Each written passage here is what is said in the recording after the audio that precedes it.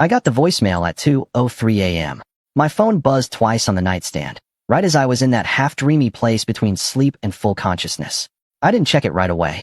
I figured it was a spam text or a glitchy notification from some app one hadn't used in weeks. But something in my chest tugged me out of bed like a thread being pulled tight. I grabbed the phone, squinting at the screen in the glow of the night light I never stopped using. One missed call from Mom, and one new voicemail. The timestamp glared like a warning. Don't bother coming for Thanksgiving. I've already told my attorney to remove you from everything. Don't make this harder than it has to be. I just stared at the phone for a solid minute. Not because I was confused, but because I wasn't. Let me rewind for a second. My name is Carter, I'm 31, and if there's one thing I've learned in life, it's that nothing cuts deeper than family betrayal. Not just because it hurts, but because it always seems to come wrapped in guilt, dressed up in words like tradition, sacrifice, or you should be grateful. I used to buy into all of it. I used to think loyalty meant shutting up, smiling, and swallowing the bitterness like bad wine at Christmas. But that night, that voicemail, that was the last time my mother would ever talk to me like she owned me. It wasn't always this bad, though. When I was younger, our family looked perfect from the outside. Classic white picket fence suburbia. My dad passed when I was 11, and after that, it was just me, my younger sister Ava, and Mom. She held it together, or at least looked like she did. Kept working her job as a financial advisor, paid the mortgage, made sure we had Christmas gifts and matching sweaters. But slowly, like a storm forming far out over the ocean, something started to twist in her. She was always more forgiving with Ava. I mean, I get it, Ava was the baby. But by the time I hit high school, it became clear that forgiving meant Ava could do no wrong. Wreck the family car? I got blamed for setting a bad example. Forgot to pick her up after cheer practice one time because I had detention. Mom screamed at me like I'd left her in the middle of the desert. Every little misstep from me became a moral failing. Every mistake of Ava's was a learning moment. It didn't take long to realize I was playing a rigged game.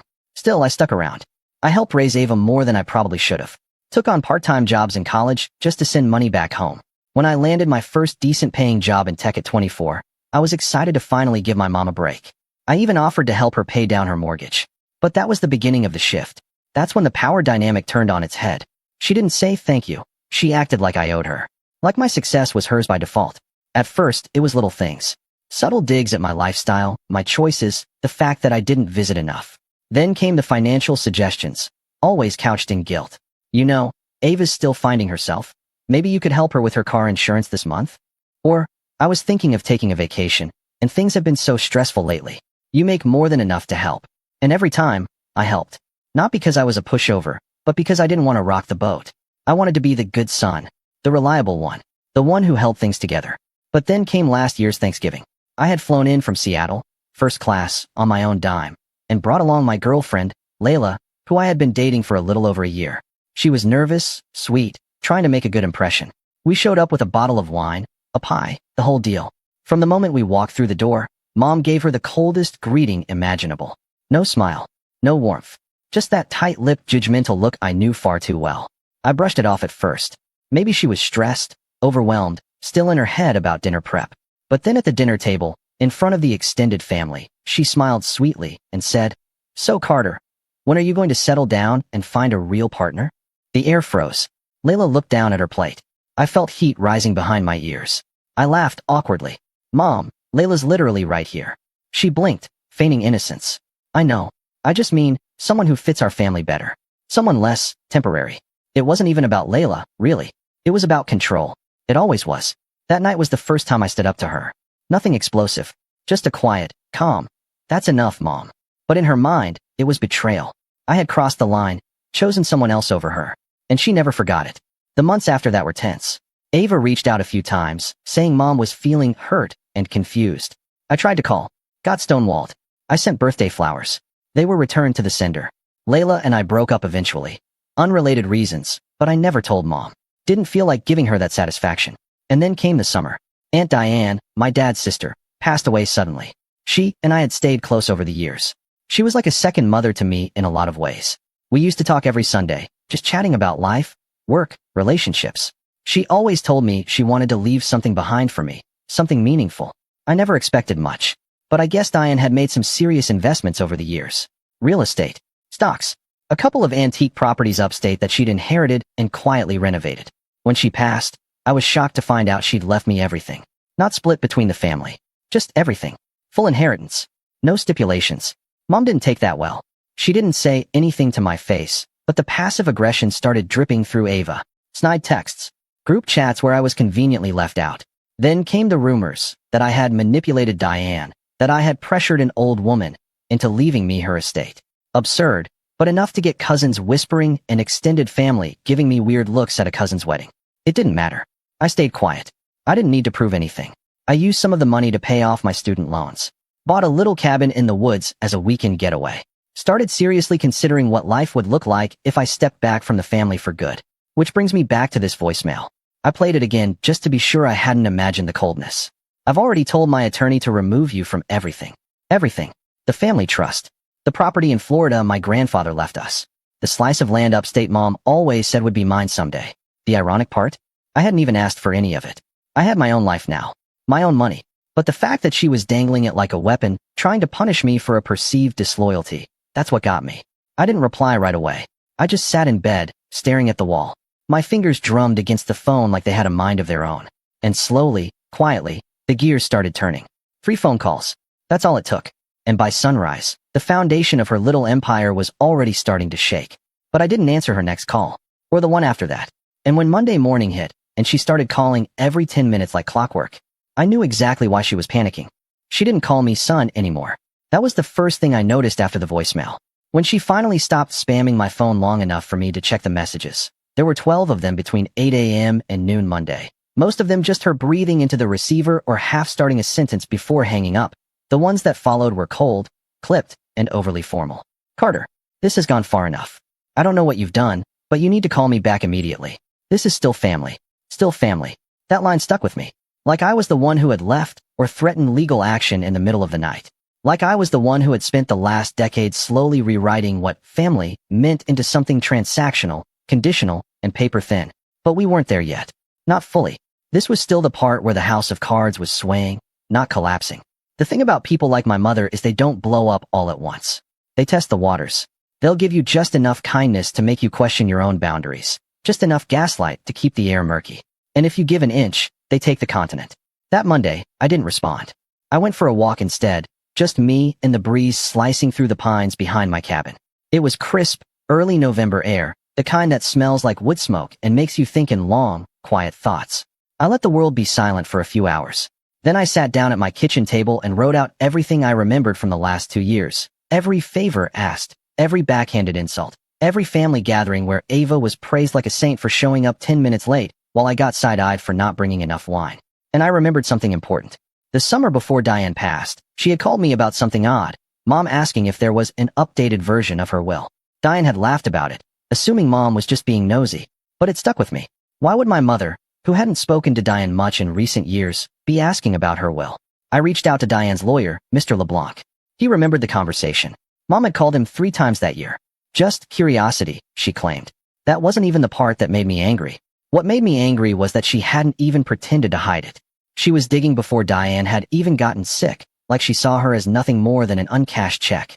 I wondered how many conversations Ava had been a part of, how many passive-aggressive dinners they'd had, strategizing behind closed doors about how to secure the estate. Then suddenly, none of them got it.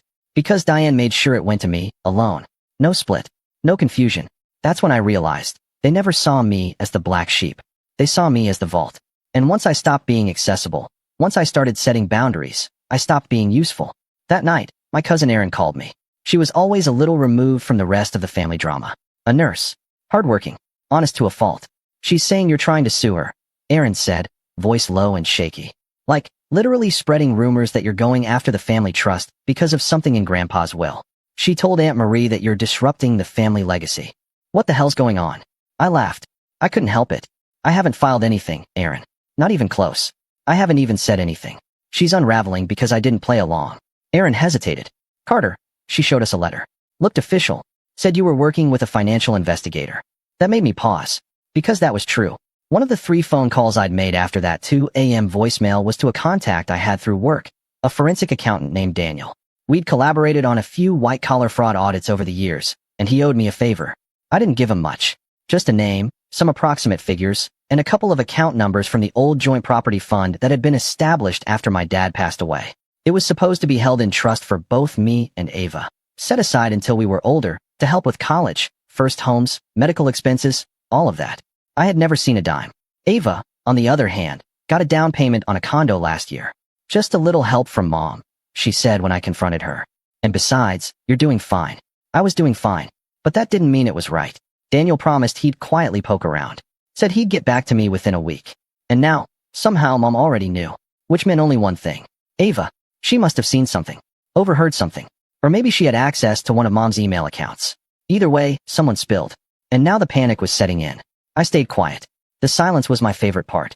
For years, my mother had trained me to think that silence was weakness.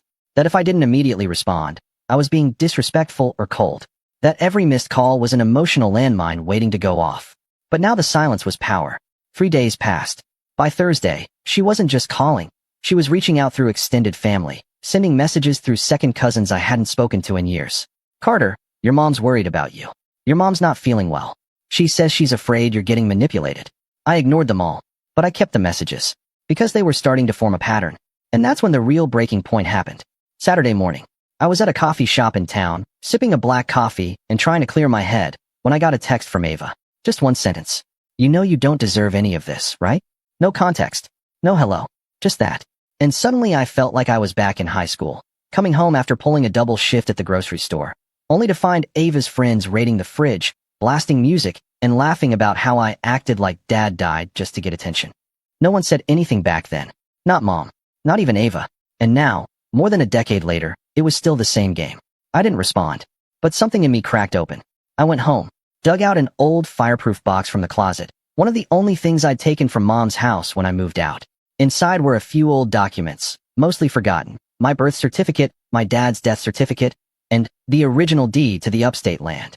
My dad had signed it over jointly to me and Ava when we were kids. But there was a clause in the margin I'd never noticed before. Handwritten, notarized. If either party forfeits interest or fails to maintain stewardship, full title may revert to the remaining heir at discretion of legal counsel. I stared at it for a long time. Ava hadn't visited the property in over 10 years. I, on the other hand, had been quietly paying the taxes every year. It wasn't just about money now. It was about history, legacy, and truth. That same afternoon, I drove out to the property, took photos, logged into the county records website, and pulled everything I could. And then I called Mr. LeBlanc again. He picked up on the second ring. I was hoping you'd follow up, he said. Things are heating up on my end too. Apparently, Mom had already contacted her lawyer. She was attempting to restructure the family trust, retroactively. Something that wasn't illegal, but certainly unethical, especially if it involved forged documentation. Mr. LeBlanc didn't confirm anything directly, but he hinted. She's acting like someone who's afraid of being found out, he said. If I were you, Carter, I'd prepare for things to get uglier before they get cleaner. And he was right. That night, I got an email from a private address. No subject line, just a PDF attached. It was a scanned letter, dated 6 months ago, addressed from my mother to a lawyer I'd never heard of. In it, she claimed Ava had been sole caregiver to Diane during her final months, and that I had severed contact for personal reasons, rendering me unsuitable to manage any inheritance on Diane's behalf. My jaw clenched. That was a lie. Diane had passed unexpectedly. No one was her caregiver. She was active until the end, gardening, traveling, hosting weekend dinners. I had text threads, emails, photos, even voicemails from her just weeks before she passed. She and I were as close as ever. This letter was a preemptive strike. A quiet campaign to paint me as estranged, unstable, uninvolved. And worse, it was in Ava's handwriting at the bottom. A co-signed statement. That was the betrayal. Not just that they tried to steal from me, but that they tried to erase me. And that's when I knew. This wasn't going to end with a phone call. It was going to end in courtrooms. In title transfers. In cold, hard evidence. But not yet. I had one more move to make. One more call to place. And this one would flip everything upside down. For the first time in years, I felt completely unmoored. It wasn't just the betrayal itself. It was how precise it had all been. Surgical. Like they'd been planning it for months, maybe years. All while smiling through family photos and wishing me happy birthday with a forced chuckle and a gift card I'd never use. That letter, the fake caregiver claim, Ava's signature, it was all so calculated. A narrative they'd crafted behind closed doors and waited to unleash the moment I stopped playing along. And I'll admit it, for about 2 weeks, it broke me. I stopped answering texts, stopped checking emails. I worked remotely, so I canceled meetings, postponed deadlines, and set my Slack status to away. I told my boss I was dealing with a family emergency, which wasn't a lie, really. I didn't even leave the cabin except to check the mail or chop firewood. And when my cousin Aaron texted me again, asking if I was okay, I didn't respond. I wasn't sure what okay even looked like anymore. The nights were the worst. I'd lie in bed staring at the ceiling, reliving conversations with my mom and Ava from years ago, trying to see if the signs had always been there. If they'd ever really seen me as part of the family, or just a safety net they could cut the moment I became inconvenient. Every joke, every backhanded compliment, every time Mom referred to Ava as my little miracle, while I was sitting right there, they all played on repeat. It felt like mourning something I hadn't realized was dead until now. And then came the breaking point within the breaking point. I got a notification on my phone one night, an alert that a listing had gone live for a cozy upstate fixer-upper with major historical value. It was my cabin, the one Diane had left me. They had listed it. I clicked through the photos, and sure enough, there it was. My porch, my stone fireplace, the old oak tree I had strung Christmas lights around last winter. The listing even mentioned property recently consolidated into family trust, title pending. I stared at that sentence until the words blurred. Somehow, they'd forged something. Filed some kind of temporary claim. Maybe it wouldn't hold up in court, but that didn't matter. They were testing me. Seeing if I'd blink. Seeing if I'd just give it up without a fight. Hoping I'd spiral far enough that I'd just hand it all over, exhausted and defeated. And for a moment, I almost did. I remember walking outside that night, standing barefoot in the frost-covered grass behind the cabin, and whispering into the cold air, maybe it's not worth it. Because it wasn't just the inheritance. It wasn't just the money or the property or even the betrayal. It was that they knew how to hurt me. That they knew the one thing I had left, peace, solitude, the quiet legacy Diane had passed down, and they were willing to take even that just to win. But then something unexpected happened. My phone buzzed again, a voicemail this time, from an unknown number. I didn't recognize the voice at first. It was gravelly, older, tired. Carter, this is Henry. I'm your grandfather's old attorney. Diane gave me your number before she passed. Said if anything ever looked suspicious, I should reach out. I've been seeing some activity lately that doesn't sit right with me. If you have time, I'd like to talk. I called him back instantly. We talked for almost an hour. Turns out, Diane had anticipated something like this. Not exactly. She hadn't known the exact form it would take, but she had suspected Mom might try to twist things once she was gone. In one of her final meetings with Henry, she'd left behind a sealed file with a list of instructions and documentation, naming me as the sole beneficiary of her estate with stipulations, including a clause about any undue influence or coercive legal maneuvers executed by other family members being considered a breach of will integrity. Henry offered to send me a scanned copy of the file. I asked him if he thought it would hold up in court. Absolutely, he said, especially with what you've told me. And just like that, the fog lifted. I wasn't powerless. They wanted me to believe I was. That was their first and most important move, isolating me, making me feel like I was the villain, like I had somehow broken the family apart by simply defending myself. But I wasn't the one twisting the truth. I wasn't the one forging letters. I wasn't the one rewriting history. And if I let them get away with it, I'd be complicit in that lie. So, I started getting organized. First, I made copies, dozens of them, of every document I had. The original property deeds, my email exchanges with Diane, texts with Ava, screenshots of the fake real estate listing, the forged letter with Ava's signature. I backed them up on 3 separate hard drives and stored one with a lawyer in Seattle who I trusted implicitly, someone outside the family network. Then, I hired a local attorney near the cabin, someone recommended by Henry. Her name was Lisa Chong, and from the first conversation, I knew she was exactly the kind of person I needed. No nonsense, no delay, and no mercy, she said, flipping through the file I handed her. They picked the wrong guy to corner. We filed a temporary injunction on the property listing first. That was easy. Within 48 hours, the listing had been pulled. Whoever had posted it got a cease and desist order so aggressive I wouldn't be surprised if they stopped sleeping for a week. Then we got to work on the bigger piece, preparing to challenge the forged documents and reinforce the terms of Diane's will. Lisa filed preliminary motions, contacted county officials to flag suspicious transfers, and quietly opened a civil inquiry into misuse of trust funds. In the middle of all this, I started rebuilding my own sense of self, quietly, intentionally. I reconnected with old friends I hadn't spoken to in years. Explained what had been going on. Most were shocked, some weren't, but all of them listened. One of them, Jamie, invited me to a weekend camping trip in the Cascades. I almost said no. Then I said yes. And something about that trip shifted something deep inside me. Sitting around a campfire with people who didn't see me as a bank account or a traitor, laughing over stories from college, roasting marshmallows like we were kids again, it reminded me that my family didn't define me. My values did. And that gave me the courage to take one more step. I emailed Ava. Just one sentence.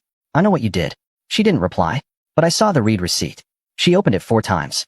The next day, I got an anonymous voicemail from what sounded like my mother's lawyer. It was vague, but clearly intended to intimidate. Vague talk of misunderstandings, settlement options, avoiding unnecessary escalation. I didn't even flinch, because by then, Daniel, the forensic accountant, had finished his report. Turns out, the family trust had been dipped into dozens of times over the years, for Ava's rent, car, tuition, travel, even cosmetic procedures. None of it reported properly. All of it traceable. And most damning of all, some of the withdrawals had been backdated and funneled through dummy accounts that were tied, indirectly, to Mom's financial advisory firm. Fraud, tax evasion, and maybe, depending on how it shook out, embezzlement. Lisa looked over the findings and gave a low whistle. They've really outdone themselves. We talked through options. We could go nuclear immediately, press charges, file lawsuits, drag them through court until they were gasping for air. But something about that felt hollow. Too fast. Too loud. I wanted something quieter. Smarter. More patient. Because I knew them. I knew how Mom operated. How she controlled narratives, manipulated perceptions, played the victim even as she sharpened her knives. So instead of swinging hard, I let the silence grow again. No response. No confrontation. No reply. Just stillness. And in that stillness, I rebuilt. I spent weekends at the cabin fixing things. The railing on the back deck, the shutters on the windows, the old bench Diane used to sit on while drinking her morning coffee. I started taking care of the land again, trimming branches, planting new flowers, even building a little greenhouse out back with salvaged wood. Every morning, I woke up with the sun and reminded myself, they do not own you. Every night, I went to bed knowing, this is yours. Earned, protected, chosen. And slowly, I became someone new. Not the desperate son begging for scraps of approval. Not the scapegoat brother trying to keep the peace. But the man who stood his ground. Who knew his worth. Who refused to be erased. And just when they thought I was done, just when they thought I had moved on and left the playing field, I pulled out my final piece. Because what Mom and Ava didn't know, what no one outside a few key people knew, was that Diane had left behind more than just property and money. She left behind something else. And it was about to change everything. I waited until the first snow. Not because I had to, but because it felt right. There's something about snowfall that silences the world, like the air holds its breath. That morning, I stood at the edge of the property, watching fresh flakes blanket the cabin roof, the pine needles, the gravel path I'd shoveled the day before. Everything looked still, pure, untouched. It was the kind of silence I used to mistake for loneliness. Now it felt like clarity. For the past 6 weeks, I'd kept my head down, my mouth shut, and my focus sharp. Lisa and Daniel had handled the legal side, and Henry had quietly reached out to a few county clerks to correct the record on some misfiled paperwork my mother's lawyer had submitted. Another failed attempt to blur the line between what belonged to me and what they thought they were entitled to. But this story was never going to be one with just paperwork. It needed precision, timing, and a little bit of patience. Because what my mother had never figured out, not when I was a teenager, not when I graduated college, not even when I bought my first place, was that I don't shout when I'm angry. I build. Quietly. Methodically. One layer at a time. And this time, I wasn't building alone. It started with a memory, something Diane told me a few months before she passed. We were sitting on her porch, sipping lemonade, watching the sun go down. She'd mentioned her old friend from college, a woman named Elaine who used to work for the IRS and then moved into private investigation work after retirement. She's sharp as a tack, Diane had said with a little smile. Always said she could smell a liar faster than a hound smells meat. At the time, I didn't think much of it. Just another one of Diane's colorful friends from her past. But after Daniel's report and the forged documents surfaced, I found myself thinking about Elaine more and more. I dug through Diane's old address book, the one she used to keep in a drawer by the kitchen phone. Yellowed pages, messy handwriting, names crossed out or rewritten over time. And there she was, Elaine B., with a New Hampshire number scrawled next to her name in faded blue ink. I called. Elaine answered on the third ring. Diane always said you'd call me one day, she said, not even asking who I was. We talked for an hour. I explained everything. The trust fund siphoning, the forged caregiver letters, the fake listing, the backdated transfers. She didn't interrupt once. When I finished, she just let out a low hum. Your mother's been sloppy, she said. Greedy people usually are. And when they feel control slipping, they start making mistakes. Over the next few days, Elaine started gathering data, digging into my mother's finances, pulling old property tax filings, reviewing the firm where she worked as a financial advisor. And what she found only made things clearer. My mother had borrowed from clients. Technically, the term was personal loans, small, unreported sums from elderly clients whose paperwork was rarely updated. Some were dead. Some wouldn't remember signing. and all of it had been swept under the rug, likely repaid through other manipulations or covered up with doctored statements. It wasn't enough for criminal charges, not yet, but it painted a very clear picture of someone playing a long game of control and image management. And it gave me leverage, because if there's one thing my mother feared more than losing control, it was losing face. But even with Elaine on the team, I knew we needed more than information. We needed pressure. Public pressure. That's where Ava came in. I hadn't spoken to her since the letter. She hadn't replied to my text. But I had something she didn't know I had. A voicemail. Not the kind she left me. A different one. 6 months ago, when Diane was in the hospital for a minor procedure. Nothing serious, just routine. She had left me a message. I didn't think much of it at the time, but now, it read like a confession. "Hey Carter," her voice said, warm and steady. "Your mom called me again today, asking weird questions. She wants to know if I've changed my will. I told her it's none of her business. She didn't like that. Just, be careful, okay? Something's off." I had saved it without thinking. Now it was evidence. I sent it to Lisa. Her reply was almost instant. "This is gold." From there, I began preparing the stage. First, I drafted a letter, formal, cold, and deliberate. It listed every violation I had documented. The misuse of funds, the falsified property claims, the forged letters, and the indirect tampering with Diane's estate. I included the voicemail transcript, a summary of Daniel's forensic findings, Elaine's initial report, and at the end, I attached one final page. Notice of intent to seek civil damages and full control of disputed assets. But I didn't send it to Mom. Not yet. I sent it to Ava, and I sent it anonymously. That night, at exactly 2 a.m., poetic timing, I got a call from a private number. I let it go to voicemail. A few minutes later, I listened. "Carter, what are you doing?" It was Ava, her voice breathless. "You don't understand. Mom said we were just protecting the family. She said you didn't want it, that you didn't deserve it. You had Diane. I didn't." She paused. "Please don't do this." I didn't call back, because that wasn't the goal. The goal wasn't to get her to confess. The goal was to break the alliance. People like my mother rely on enablers, on willing foot soldiers who will carry out their plans in exchange for approval, protection, or scraps of inheritance. But when those alliances crack, when doubt creeps in, the whole pyramid collapses. And Ava had just cracked. A few days later, I learned she'd scheduled a meeting with a different attorney. Lisa confirmed it through a contact. She wasn't filing anything. Not yet. But she was asking questions. I smiled when I heard that. Then I made my final call. To the board of directors at the firm where my mother worked. I didn't go in guns blazing. I didn't accuse her of crimes. I simply submitted an anonymous tip, backed with carefully worded documentation from Elaine and Daniel, suggesting that one of their advisors may have engaged in undisclosed borrowing practices and that a quiet internal audit might be in the firm's best interest before the information reached regulatory agencies. I knew how corporate structures worked. I knew they'd look into it, and I knew they'd find enough smoke to start sniffing for fire. Whether or not they confronted her directly, the damage would be done. Her stability would be shaken. Her allies would go quiet. Her emails would be monitored, and she would feel it. But still, I didn't reach out. Not to Mom. Not to Ava. Not to anyone. Instead, I hosted a dinner. It was small, just Aaron, Lisa, Daniel, and Elaine. We sat around the fireplace at the cabin, shared wine, roasted vegetables, laughed about how Aaron once dyed her hair green in middle school, and blamed it on me. It wasn't a victory party. Not yet. It was a gratitude circle. Because I wasn't in this alone anymore. I looked around that room and realized I had something they didn't. Real allies. People who didn't need to be manipulated, or bribed, or guilt-tripped into standing beside me. People who chose me. And that's when I finally knew it was time. Time to send the letter. Time to pull the last thread. Time to end this.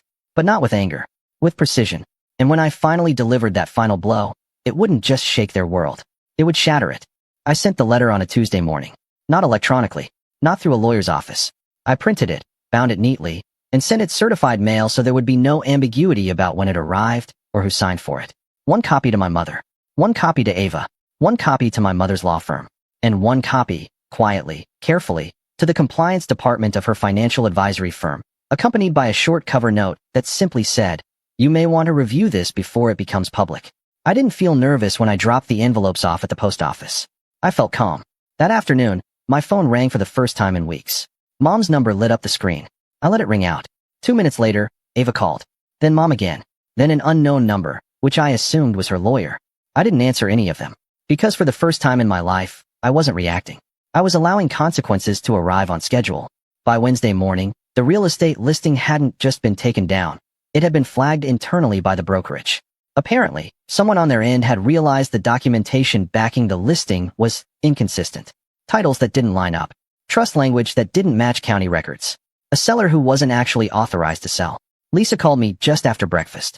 "They're scrambling," she said. "Your mother's attorney requested an emergency meeting to clarify misunderstandings. The county clerk forwarded us a copy of the forged affidavit. And I asked, and it's bad. Sloppy bad." That afternoon, Daniel forwarded me an update. The internal audit at my mother's firm had been quietly initiated. One of her longtime clients, an elderly man whose account she'd borrowed from years ago, had been contacted for verification. He didn't remember authorizing anything. Neither did his daughter. Elaine followed that up with her own message. "They're circling the wagons." That usually means someone's about to get thrown out. By Thursday, Ava finally texted me. "Please, we need to talk." I told her we could meet Saturday. Neutral location. Coffee shop halfway between the city and the cabin. She agreed almost instantly. She looked smaller than I remembered when she walked in. Not physically, emotionally. Her shoulders were hunched, her eyes darting around like she expected someone to be watching. She sat down across from me and immediately started talking, words tumbling out in a rush. "Mom didn't tell me everything," she said. "She said you didn't want the land, that you were planning to sell it anyway. She said Diane changed her will because you manipulated her. She said." "I know what she said," I interrupted gently. "I also know what you signed." Ava swallowed. Her hands were shaking. "She told me it was just a formality," she said. "She said it was to protect the family. I didn't think." "You didn't think," I repeated. "That's the problem." She looked up at me then, eyes glossy. "What's going to happen to her?" I considered lying, or softening it, or telling her what she wanted to hear. But I was done cushioning the truth. "She's going to lose everything she built on lies," I said. "And you need to decide whether you're going down with her or stepping away." She stared at her coffee for a long time. "I can give you copies of the emails," she said finally. "The ones she sent me. Instructions. What to say. What to sign." I nodded. "That's a start." She slid her phone across the table. I didn't even look at it right away. "I'm not asking you to forgive me," she said. I don't want to be like her." I believed her. Or at least, I believed she believed that in the moment. "Then don't," I said. "But understand this. I'm not protecting you anymore. Whatever happens next, happens." She nodded again. We didn't hug. We didn't make promises. We stood up, paid separately, and walked out different doors. That was the last time I saw Ava for a long while. Friday was the day everything collapsed. My mother's firm placed her on administrative leave pending investigation. Her access to client accounts was revoked immediately. By noon, the state regulatory board had been notified of potential compliance violations. Her lawyer tried to negotiate, quietly, desperately, but Lisa shut it down. "There's nothing to negotiate," she told them. "You don't get to bargain with evidence." That evening, my mother showed up at the cabin. I knew it was her before I even saw her. The way the gravel crunched. The way the knock came sharp and insistent, like she still believed she had authority here. I opened the door. She looked older than I remembered. Not frail, just stripped of the polish she'd always worn like armor. Her voice trembled when she spoke. "You did this," she said. "Not a question. An accusation." "I didn't forge anything," I replied. "I didn't steal from anyone. I didn't lie to lawyers or manipulate documents." She stepped inside without being invited, eyes scanning the room like she was searching for something she could still control. "You always were ungrateful," she said. "After everything I gave up for you." There it was. The familiar refrain. "I gave up my career. My life. I raised you alone. You raised us," I corrected. "And then you decided that love was something to be earned." Her face twisted. "I did what I had to do." "No," I said quietly. "You did what benefited you." She laughed then, sharp and hollow. "You think you've won? This will destroy the family." I looked at her and felt nothing. No anger. No triumph. Just clarity. "You destroyed this family," I said. "I just stopped covering for you." She reached into her purse, pulled out her phone, and shoved it toward me. "Call them. Call your lawyer. Tell them to stop. We can fix this." I didn't take the phone. "There's nothing to fix," I said. "This is accountability." Her shoulders sagged then. Just a little. "You were always like your father," she murmured. "Too principled for your own good." I opened the door and held it open. "You should go," I said. She stood there for a moment, like she might say something else. Something honest. Something human. She didn't. By Monday, the fallout was complete. My mother resigned from her firm under pressure. The regulatory board opened a formal investigation. Several clients withdrew their accounts.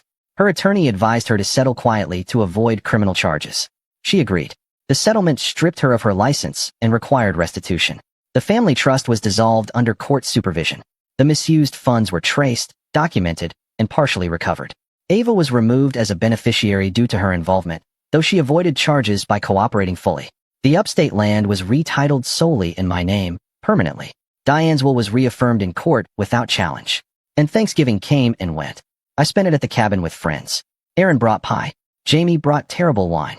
We ate too much, laughed loudly, and took a long walk through the woods as the sun set early and golden. No voicemail. No threats. No guilt. Just peace. A month later, I received one final letter from my mother. No legal language. No demands. Just a single line, written in unsteady handwriting. I hope one day you understand why I did what I did. I folded it carefully and placed it in the fire. Some things don't need to be understood. They just need to be ended. I still go to the cabin every winter. I still pay the taxes. I still sit on the porch Diane loved and watch the snow fall in silence. And every time I do, I remember this. Family isn't who tries to own you. Family is who stands with you when you finally stand up for yourself.